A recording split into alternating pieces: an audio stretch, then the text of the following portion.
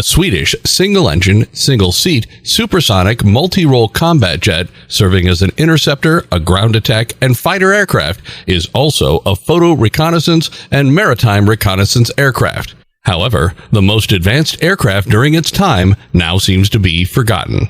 In this video, we will talk about Europe's most aerodynamically advanced fighter, the Saab 37 Viggen. We will explore its features, different versions, and military history. So stay with us until the end.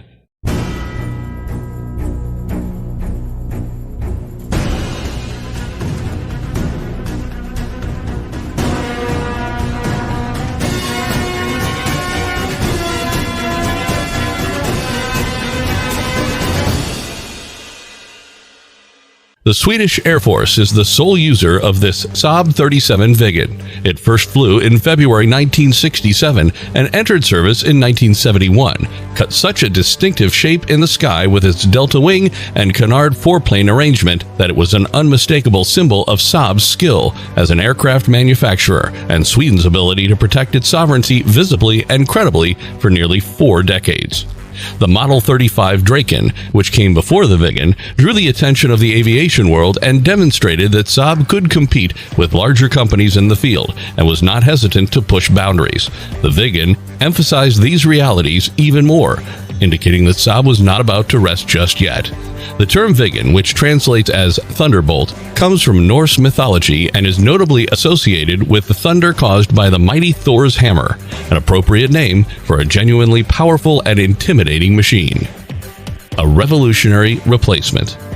The requirement for a multi-purpose aircraft that could replace Saab's Model 32 Lansen in the attack role, and subsequently the Model 35 Draken in the fighter role, drove the development of the Viggen. The design of what would become the Viggen began in the early 1950s, with the final design authorized in 1962 and production of the prototype beginning in 1964. The servicing requirements for the new aircraft were tough due to Sweden's unique defense doctrines at the time. This included the capacity to operate from remote regions, away from established bases, by using highway portions as airstrips.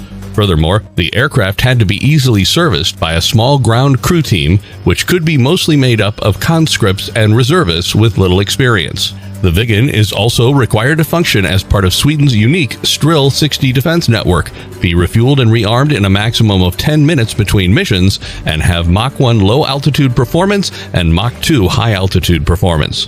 Saab chose the unusual delta wing and canard design best to satisfy the Air Force's flying performance requirements. The canards smoothed out high-speed flying at low altitudes, while also directing airflow over the main wings to boost lift, enhance low-speed stability, and minimize takeoff and landing distances.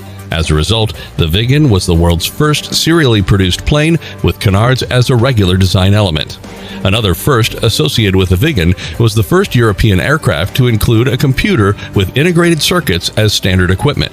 The decision to make the Viggen a single-seat aircraft was made very early on. The computer was developed by Saab to replace a human navigator and weapons operator in the Viggen, known as the CK-37, and was a much more capable and maintainable system, proving that complex fast jets could be operated by a pilot alone.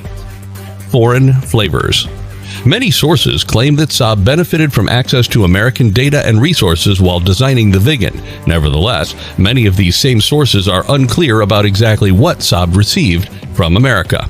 What is definite is that the information was exchanged between Saab and 2 American companies, Texas Instruments and Fairchild, while creating the CK-37 computer.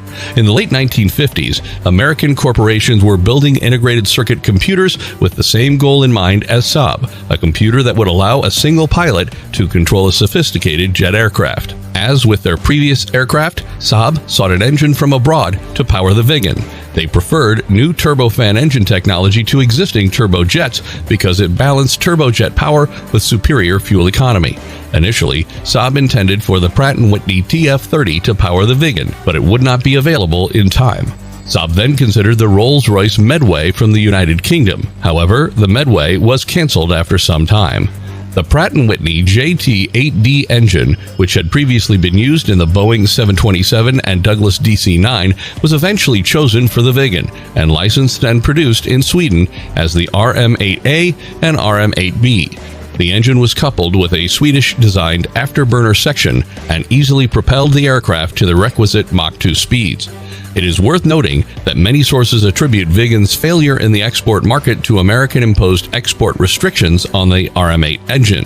This, however, is an exaggeration. According to several accounts, export limitations were the fundamental reason that Belgium, Denmark, Norway, or the Netherlands did not purchase Viggen.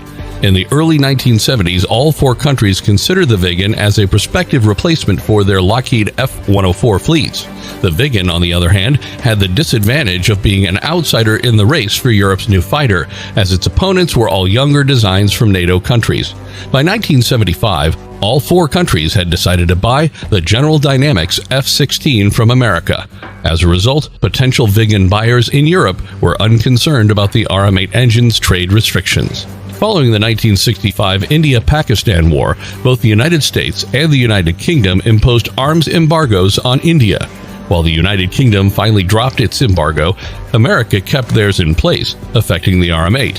When India sought a new strike fighter in the 1970s, the American embargo was still in effect, essentially preventing India from seriously considering purchasing the Viggen. The rumors of trade limitations on the Viggen originated in this stage of its life. The Viggen had no chance in India, trade restrictions or no trade restrictions. Those advocating it were politicians and business people looking for personal gain. In the late 1970s, the Anglo-French Seapacat Jaguar was chosen as India's new attack fighter.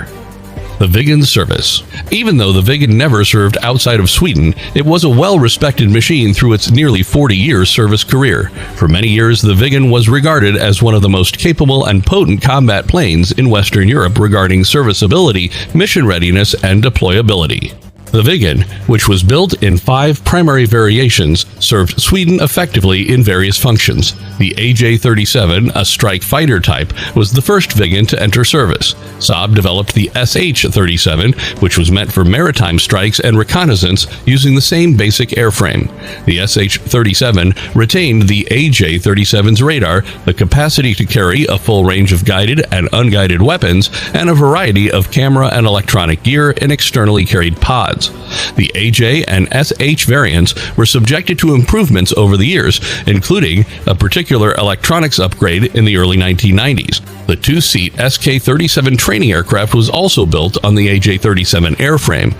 The JA-37, the Viggen family's air-to-air specialist, was developed in the late 1970s. The JA-37 was designed as an interceptor first and foremost, and it differed from previous Viggen models in numerous respects. The JA-37 had a somewhat longer fuselage with more modern avionics to replace the CK-37 computer at the core of earlier models, as well as the much more powerful RM-8B engine. The RM-8B's increased power contributed to significantly different handling characteristics between the JA and earlier versions. The JA-37 also had a trio of huge multi-function display screens in the cockpit. While this feature became common in combat jets in the 1980s and 1990s, it was certainly not common when the JA-37 arrived. As with previous versions, the JA was subjected to a number of upgrade projects over the years, resulting in the JA-37C, 37D, and 37DI sub-variants. Thunder echoes on. Retirement has been good for the Viggen. The distinctive and imposing shape that made it stand out among other aircraft during its active years was very helpful to the aircraft in ensuring it would be in demand by museums. In fact, several Viggens were earmarked for specific museum collections even before they were retired. Whether in Sweden or elsewhere in Europe, your chances of being able to visit a museum that possesses one of the 330 or so Viggens which were built are quite good. The Saab 37 Viggen, often known as the Hammer of Thor, was undoubtedly the best for its day, striking dread into the hearts of opponents. And we hope that Saab will announce a new and updated version sooner or later. Should the Saab 37 come out of retirement? If you like this video, make sure to smash that like button and subscribe to our channel for regular military updates. Also, don't forget to leave a comment in the section below. Thanks for watching.